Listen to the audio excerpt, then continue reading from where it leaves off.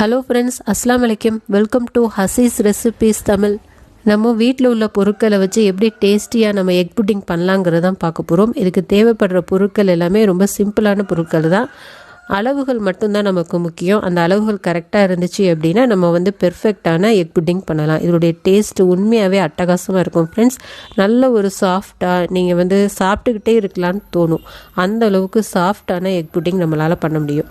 இப்போ நம்ம எப்படி பண்ணலான்னு பார்க்குறதுக்கு முன்னாடி, இதான் ஃபர்ஸ்ட் டைம் நம்ம சேனலை பார்க்குறீங்க அப்படின்னா ஹசீஸ் ரெசிபீஸ் தமிழை மறக்காமல் சப்ஸ்கிரைப் பண்ணிடுங்க ஃப்ரெண்ட்ஸ். பக்கத்துள்ள பெல் ஐக்கானையும் கிளிக் பண்ணிடுங்க, ஆளுங்கிற ஆப்ஷனே கிளிக் பண்ணிடுங்க. அப்போ தான் நான் போடக்கூடிய எல்லா வீடியோஸும் உங்களுக்கு உடனே வரும், நீங்கள் மிஸ் பண்ணாமல் பார்க்க முடியும். இப்போ நம்ம எப்படி பண்ணலாங்கிறத பார்க்கலாம். புட்டிங் பண்ணுறதுக்கு நம்ம ஃபஸ்ட்டு கேரமல் ரெடி பண்ணிக்கலாம். அரை கப் அளவுக்கு நான் சுகர் ஆட் பண்ணியிருக்கேன். அது கரையிற அளவுக்கு மட்டும் கொஞ்சமாக ஒரு 1/4 கப் அளவுக்கு தண்ணி ஆட் பண்ணிக்கோங்க. நல்லா மிக்ஸ் பண்ணி விட்டுக்கிட்டே இருங்க, இல்லைன்னா தீஞ்சு போயிடும். ஸ்டவ்வை மீடியம் ஃப்ளேம்லேயே வச்சுக்கோங்க. ஹை ஃப்ளேமில் வச்சா அது சீக்கிரமாக கரைஞ்சி போகிறதுக்கு சான்சஸ் இருக்குது. அது ஃபஸ்ட்டு கெட்டியாகி அதுக்கப்புறம் மெல்ட் ஆகும். அதனால் நீங்கள் மிக்ஸ் பண்ணி விட்டுக்கிட்டே இருங்க. நம்ம ஏற்கனவே புட்டிங் வீடியோ போட்டிருக்கோம். அதில் கேரமல் எப்படி பண்ணணும்னு நான் ஸ்டெப் பை ஸ்டெப்பாக கிளியராக எக்ஸ்பிளைன் பண்ணியிருப்பேன். அந்த வீடியோடைய லிங்க் டிஸ்கிரிப்ஷன் பாக்ஸில் இருக்குது. நீங்கள் தேவைப்பட்டீங்கன்னா அதை செக் பண்ணி பாருங்கள். இன்னும் உங்களுக்கு கிளியராக புரியும். இப்போ நல்லா கலர் சேஞ்ச் ஆகுது பாருங்கள். இன்னும் கொஞ்சம் கலர் சேஞ்ச் ஆனவுடனே ஸ்டவ் ஆஃப் பண்ணிடுங்க. அப்போ தான் தீஞ்சு போகாமல் இருக்கும், இல்லைன்னா அதோடைய சுவை மாறிடும். இப்போ நம்ம ஸ்டவ் ஆஃப் பண்ணிடலாம். ஆஃப் பண்ணதுக்கப்புறமேலு நீங்கள் எந்த மோல்டு ரெடி பண்ணி வச்சுருக்கீங்களோ அந்த புட்டிங் பண்ணுறதுக்கு அந்த மோல்டில் இதை ட்ரான்ஸ்ஃபர் பண்ணிடுங்க. நீங்கள் உடனே ஊற்றிடணும், இல்லைன்னா அது கெட்டியாயிரும். இப்போ நம்ம அப்படி ஸ்ப்ரெட் பண்ணி விட்டுறலாம். ஸ்ப்ரெட் பண்ணதுக்கப்புறமேலே இதை ஓரமாக வச்சிடலாம். இனி நம்ம புட்டிங் எப்படி செய்யலாங்கிறதா பார்க்கலாம். புட்டிங் பண்ணுறதுக்கு ஃபஸ்ட்டு நம்ம முட்டை எடுத்துக்கலாம்.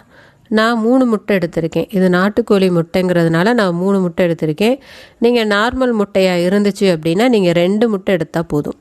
இப்போ நம்ம மிக்சிங் பவுல் எடுத்துக்கலாம். இந்த 3 முட்டையும் நம்ம இதை உடச்சி ஊற்றிக்கலாம்.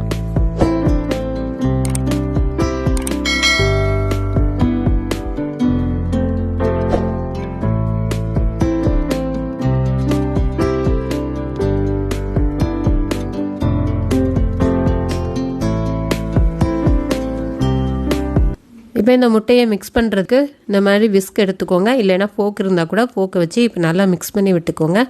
ஒரு 2லேருந்து ஒரு 3 நிமிஷம் நம்ம கைவிடாமல் நல்லா மிக்ஸ் பண்ணி விட்டுக்கிட்டே இருந்தோம் அப்படின்னா இது நல்லா மிக்ஸ் ஆயிரும்.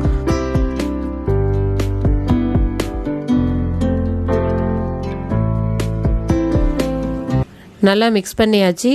இப்போ ஒரு 1/2 ஸ்பூன் அளவுக்கு ஏலக்காய் பவுடர் ஆட் பண்ணிக்கலாம். இது ஆப்ஷனல் தான், உங்களுக்கு வேணும்னா நீங்கள் ஆட் பண்ணிக்கோங்க. நீங்கள் விருப்பப்பட்டீங்கன்னா வெண்ணிலா எசன்ஸ் இருந்தாலும் நீங்கள் அதில் ஒரு ஃபியூ ட்ராப்ஸ் விட்டுக்கோங்க. இப்போ நல்லா மிக்ஸ் பண்ணிக்கலாம். இப்போ இது நல்லா மிக்ஸ் ஆகிடுச்சு. இது ஒரு பக்கம் இருக்கட்டும். இது பண்ணுறதுக்கு இப்போ 1/2 லிட்டர் அளவுக்கு பால் எடுத்திருக்கேன். இது காய்ச்சாத பசும்பால் தான்.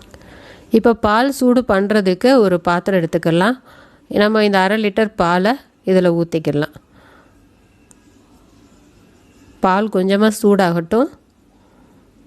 அதுக்கப்புறமேலே மற்ற பொருட்கள்லாம் ஆட் பண்ணிக்கிடுவோம். பால் இப்போ நல்லா சூடாயிருச்சு.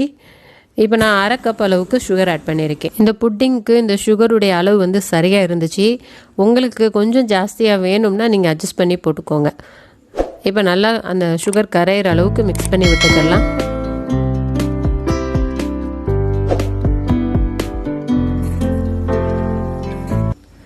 நல்லா சுகர் கரைஞ்சிருச்சு. இப்போ நம்ம ரவை ஆட் பண்ணிக்கலாம். ஒரு 4 டேபிள் ஸ்பூன் அளவுக்கு நம்ம ரவை ஆட் பண்ணிக்கலாம்.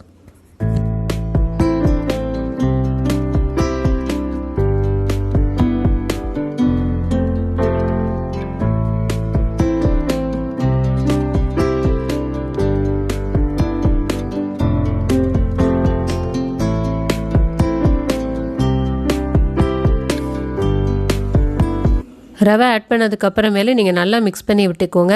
அது கெட்டிப்படாமல் பார்த்துக்கோங்க. அப்போ தான் புட்டிங்கில் சாப்பிட்றதுக்கு நல்லாயிருக்கும்.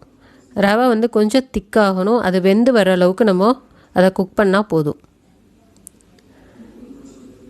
இப்போ கொஞ்சம் திக்காயிருச்சு பாருங்கள். இந்த அளவு இருந்தால் சரியாக வரும். இனி நம்ம ஸ்டவ் ஆஃப் பண்ணிடலாம். ஆஃப் பண்ணிவிட்டு ஒரு 5 நிமிஷம் நீங்கள் அப்படியே ஆற விட்டுருங்க. 5 நிமிஷம் ஆறுனதுக்கு அப்புறமேலு இப்போ முட்டை மிக்ஸ் பண்ணி வச்சுருக்கிற அந்த பவுலில் இப்போ இந்த பாலை கொஞ்சம் கொஞ்சமாக ஆட் பண்ணிக்கலாம். நீங்கள் ஆட் பண்ணும்போது நல்லா வந்து மிக்ஸ் பண்ணி விடுங்க. அப்போ தான் வந்து முட்டை வந்து வேகாமல் இருக்கும். ஏன்னா பால் கொஞ்சம் சூடாக தான் இருக்கும். சரியாக மிக்ஸ் பண்ணல அப்படின்னா முட்டை வந்து வெந்துடும். அப்புறம் புட்டிங் வந்து நல்லா வராது. இப்போ நல்லா நான் எப்படி மிக்ஸ் பண்ணுறேனோ அது மாதிரி நீங்களும் நல்லா மிக்ஸ் பண்ணிக்கோங்க.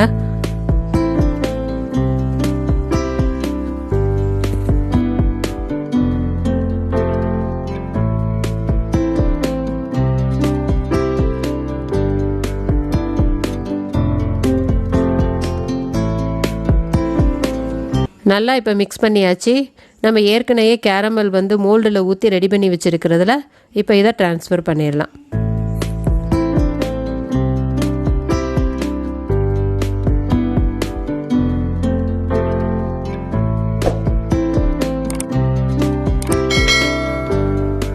இப்போ ஸ்டீம் பண்ணுறதுக்கு இது ரெடி ஆயிடுச்சு. ஸ்டீம் பண்ணுறதுக்கு ஒரு கனமான அகலமான பாத்திரம் எடுத்துக்கோங்க.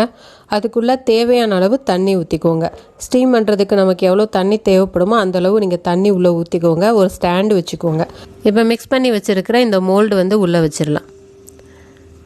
இதுக்கு மேலே ஒரு பிளேட் ஏதாவது வச்சு மூடி வச்சுக்கோங்க. அப்போ தான் வந்து தண்ணி அதுக்குள்ளே விழுகாமல் இருக்கும். தண்ணி விழுந்துச்சு அப்படின்னா அது சரியாக வேகாமல் போகிறதுக்கு சான்சஸ் இருக்குது. இப்போ இதுக்கு மேலே ஒரு மூடி போட்டு நம்ம மூடிடலாம். இது ரெடியாகிறதுக்கு நமக்கு 30 நிமிஷம் ஆகும். நீங்கள் உள்ளே உள்ள தண்ணியை மட்டும் நீங்கள் செக் பண்ணி பார்த்துக்கோங்க. பார்த்துட்டு பத்தலைன்னா அந்த கேப் இருக்கு இல்லையா, அந்த கேப் வழியாக நீங்கள் ஊற்றிக்கலாம். இப்போ நமக்கு 30 நிமிஷம் ஆச்சு. நம்ம இப்போ ஓப்பன் பண்ணிக்கிடலாம். இது வெந்துருச்சா இல்லையான்னு செக் பண்ணுறதுக்கு இந்த மாதிரி ஒரு டூத் பிக் எடுத்துக்கோங்க. நீங்கள் உள்ளே குத்தி பார்த்தீங்க அப்படின்னா அது வெந்துருச்சு அப்படின்னா அந்த குச்சியில் வந்து ஒட்டாமல் வரும்.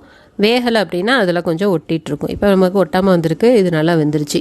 இதை வெளியில் எடுத்து வச்சு ஒரு 10 நிமிஷம் நம்ம ஆற வச்சிடலாம். ஆறினதுக்கு அப்புறமேல தான் அதை எடுக்கும் போது அது உடையாமல் வரும்.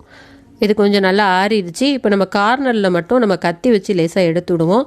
அப்போ தான் வந்து உங்களுக்கு பிளேட்டில் ட்ரான்ஸ்ஃபர் பண்ணும் போது உடையாமல் நமக்கு பெர்ஃபெக்டாக வரும்.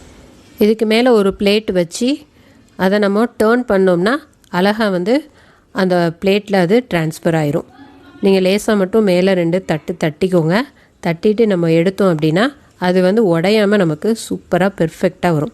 பாருங்கள் எவ்வளோ சூப்பராக வந்திருக்கு அப்படின்னு. கொஞ்சம் கூட உடையல, சூப்பராக வந்திருக்கு நம்மளுக்கு புட்டிங்க. பார்க்கும் போதே ஜூஸியாக எவ்வளோ சூப்பராக இருக்குது பாருங்கள். டேஸ்ட்டு ரொம்ப அட்டகாசமாகவே இருக்கும் ஃப்ரெண்ட்ஸ். இது வாயில் வச்சோன்னே கரையிற மாதிரி அவ்வளோ சாஃப்டான டேஸ்ட்டில் இருக்கும் ஃப்ரெண்ட்ஸ். கண்டிப்பாக நீங்கள் ஒரு தடவை ட்ரை பண்ணி பாருங்கள். இப்போ இது எப்படி வந்திருக்குன்னு நம்ம கட் பண்ணி பார்க்கலாம். கட் பண்ணுறதே தெரியல, அந்தளவுக்கு சாஃப்டாக ஸ்மூத்தாக கட் ஆகுது. அந்த கேரமலோடு சேர்ந்து சாப்பிடும் போது டேஸ்ட்டு ரொம்ப சூப்பராகவே இருந்துச்சு ஃப்ரெண்ட்ஸ். கேரமல் வந்து நம்ம சொன்ன மாதிரி நீங்கள் ரெடி பண்ணிங்க அப்படின்னா உங்களுக்கு வந்து கரெக்டான டேஸ்ட் இருக்கும். கேரமல் வந்து கொஞ்சம் பதம் மாறிடுச்சு அப்படின்னா அது லேசாக கசப்பு தன்மை வந்துடும். அதனால் கொஞ்சம் கவனமாக பார்த்துக்கோங்க. நம்ம வந்து லாஸ்ட் வீடியோவில் புட்டிங் வீடியோவில் நம்ம கேரமல் எப்படி பண்ணணும் அப்படிங்கிறது கிளியரான டீட்டெயில் வந்து உங்களுக்கு சொல்லியிருப்போம். அந்த வீடியோட லிங்க் வந்து டிஸ்கிரிப்ஷன் பாக்ஸில் கொடுக்குறேன். நீங்கள் வந்து செக் பண்ணி பாருங்கள், தேவைப்படுறவங்க. கண்டிப்பாக யூஸ்ஃபுல்லாக இருக்கும். இப்போ நம்ம டேஸ்ட் பண்ணி பார்க்கலாம் எப்படி வந்திருக்கு அப்படின்னு. இப்போ உங்களுக்கு பார்த்தாவே தெரியும் அது எவ்வளோ சாஃப்டாக அந்த ஸ்பூனில் எடுக்க வருது அப்படின்னு. பாருங்கள் எவ்வளோ சாஃப்டாக ஸ்மூத்தாக இருக்குது அப்படின்னு. இது நாட்டுக்கோழி முட்டையில் பண்ணினதுனால அது வந்து ரொம்ப டேஸ்டியாகவும் இருக்கும். அதோடைய கலர் பாருங்கள் எவ்வளோ வந்து நல்ல ஒரு எல்லோயிஷ் கலராக இருக்குது. இது வந்து சாப்பிட்றதுக்கும் அவ்வளோ டேஸ்ட்டாக இருந்துச்சு ஃப்ரெண்ட்ஸ். கண்டிப்பாக நீங்கள் ஒரு தடவை ட்ரை பண்ணி பாருங்கள். பார்த்துட்டு எப்படி வந்ததுங்கிறத மறக்காமல் எனக்கு கமெண்ட்டில் ஷேர் பண்ணுங்கள். இந்த வீடியோ பிடிச்சிருந்துச்சுன்னா லைக் பண்ணுங்கள். உங்கள் ஃப்ரெண்ட்ஸ் எல்லா பேத்துக்குமே ஷேர் பண்ணி விடுங்க. நம்ம சேனலை வந்து மறக்காமல் சப்ஸ்கிரைப் பண்ணிடுங்க ஃப்ரெண்ட்ஸ். நம்ம நெக்ஸ்ட் வீடியோவில் பார்க்கலாம். தேங்க்ஸ் ஃபார் வாட்சிங்.